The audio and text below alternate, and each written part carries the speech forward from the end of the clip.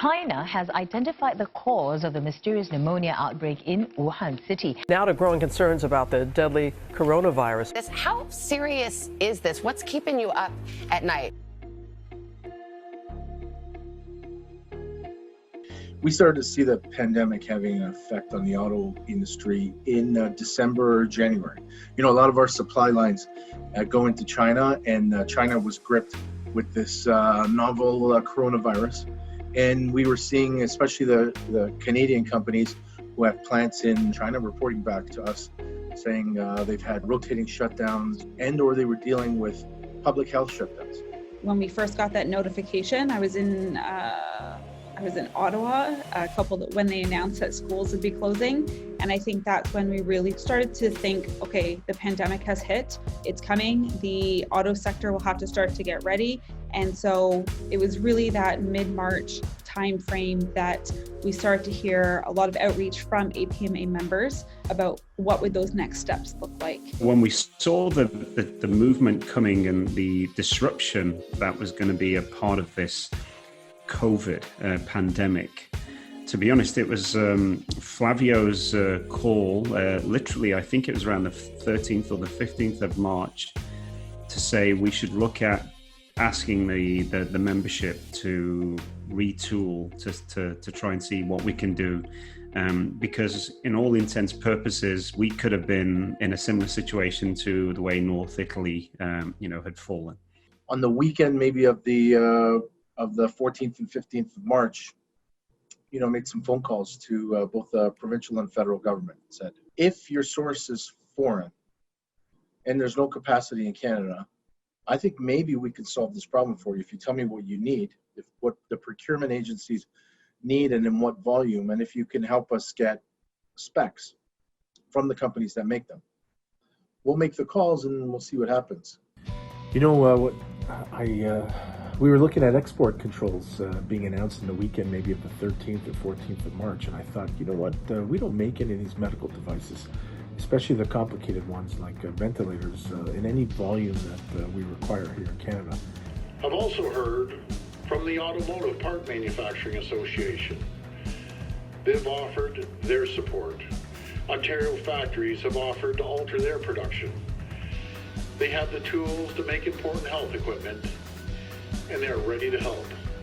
If we're going to be short the supplies that we need from our trading partners, then perhaps the thing that we need to do is get into the manufacture of it. We can do it at scale. The one critical element that supersedes everything in automotive is safety. Safety is embedded in everything, and it starts right at the top. It's the health and safety of the workforce, and the health and safety of the passengers and the drivers, the health and safety of the other road users. So because safety is paramount in everything, and in order to fight the pandemic, it's the health and safety of our average citizens. The automotive sector was best because it's ingrained in everything. It's above, in the middle, and below everything that we do. I think it's the fight or flight reaction that most people have. I think that the APMA's fight or flight reaction was to stay and fight. And the way that we were able to fight was to try and engage our members that we knew were going to be taking serious downturns if production facilities were closed, and finding a way to obviously not just keep them open, but the only way this problem is solved for everybody is if people are safe when they're working. For us, trying to have our members get involved in that effort, I think only made sense. First thing we did was talk to member companies and said, can I get a provisional commitment to consider it if I get you the specs and the volumes? And in that first week, 16 companies said, yeah, sure. 1, 2, 3, 4, 5, 6, 7, 8, 9, 10 new offers for help. I don't even. The Auto Parts Manufacturers Association reached out to us asking how they could help. Our healthcare professionals really need support, so our government will help these companies shift production from auto parts to medical supplies. Auto parts manufacturers and auto companies say they're ready to answer the call to reach We'll find out how right after this. Here's Tesla, seeing if they can help with N95 mask production. Tesla. The entire team at O2 is dedicated to fulfilling this historic undertaking around the clock. Mitigating the risk of contamination is paramount to achieving this goal. Honda reached out about a week ago and said, what can we do? We said face shields. And I sent them the open spec from Magna. So we were hearing the concerns from multiple levels of government, whether it municipalities or province or federal level. So we were hearing what was going on and some of the needs and some of the gaps that needed to be filled. And then as an association that's talking to the membership, we were then able to say, look, we need N95 masks, or we need ASTM level 3 masks. We need face shields. We need disposable face shields. We need ventilator parts. And so we became that kind of, not necessarily the nucleus, but we became that internal center point of a spider web, if I could describe it, where information came and then information flowed. We're very fortunate to have the likes of Magna, Linamar, Woodbridge, ABC Group, Martin Rea. And so, as people were working from home, working remotely, they found time to put together a team that could actually look at assisting. Earlier this week, I put out a call for help, and the response from the business community was absolutely incredible. The Ontario spirit never ceases to amaze me. There are people like Flavio and his members who immediately answered the call. The specifications, the intellectual property for these types of products are not owned by auto part companies. They're owned by medical manufacturing companies. Medical manufacturing companies, for the most part, were never equipped to produce these items in the scale that was required, and is still required as the pandemic continues to push on.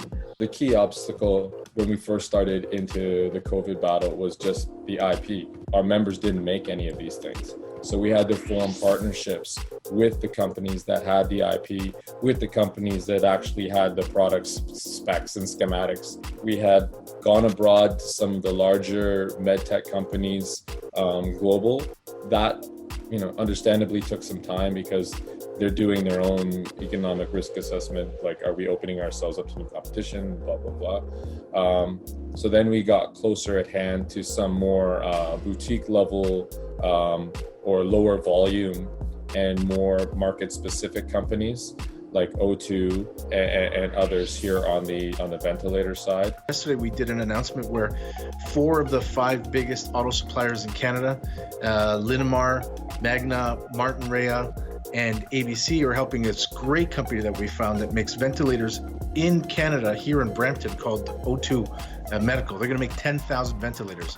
A ventilator is what stands between you and the worst possible medical news. And it's that one piece that everybody in all the different jurisdictions that we've seen, Italy, Spain, China, New York State, that one piece that when you fall short, it is life and death.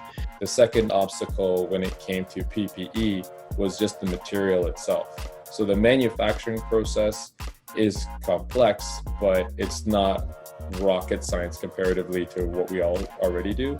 But then because the actual specific melt blown or spun bound fabric that is required to make the PPE is not resident here in vast quantities, we had to figure those elements out too. So I think some of the biggest obstacles that the members faced when they were looking to get back to production is again around that safety piece. I think when we look at, of course, it was important to get production up and running. To some of the obstacles were, working with medical suppliers and working with government and being able to navigate these very unique circumstances. But I think other obstacles were when we looked internally. And so how could we have people show up to work? And what would that look like in that process? Not just to protect people, but when people go home to their families at the end of the day. If I'm using the analogy of a roller coaster, it wasn't really a roller coaster. It was more like a log flume where you're just kind of going to go through and you're going to crash through that water at the bottom of the ride. It was intense because Monday felt like Sunday, felt like Wednesday. You were on this like 18 to 20 hours a day, 7 days a week for about 2.5 to 3 solid months. Well, first of all, I want to start off with thanking Flavio. You see how talented our teams are here in Ontario. They switched over lines in some cases in a week, in some cases in 2 weeks. But because of the support of your people like yourself, we were able to start producing ventilators by the thousands now. And we were in a crisis before. If APMA has had an impact on fighting the pandemic, I think I would leave that assessment for people outside of my desk. But I'll say this. We gave it everything we had, around the clock, for months. I think what we did, if we failed at everything else, if history at the end says, it was a good effort, but you were wrong. I think we raised in the public consciousness a understanding that there is a dignity in making things.